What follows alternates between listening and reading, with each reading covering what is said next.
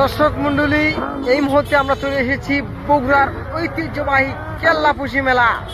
মেলা তো নয় মামা, মাথায় নষ্ট। আমি প্রথম সকাল সকালে চলে আসলাম এই কেল্লাপুষি মেলায়। মেলাতে আসে দেখলাম সকাল কিন্তু অনেক মানুষের ভিড়, অনেক ভালো লাগলো। এই কেল্লাপুষি মেলা একটা ঐতিহ্যবাহী মেলা। তো এই যে প্রথমে আমি দেখাচ্ছি চটপটির দোকান।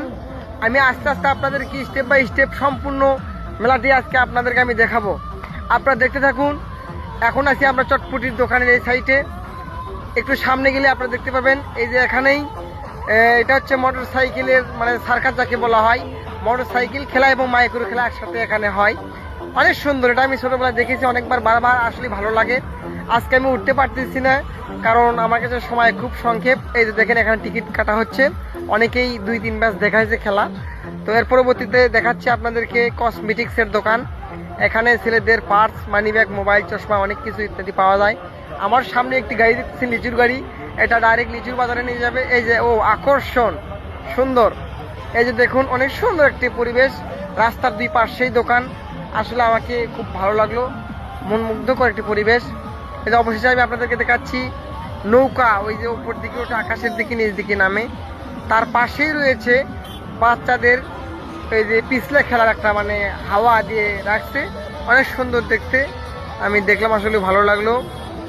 এবং এই যে এখানে দেখতে পাচ্ছেন ওই যে উপর থেকে বাচ্চারা খেলাধুলা করতেছে।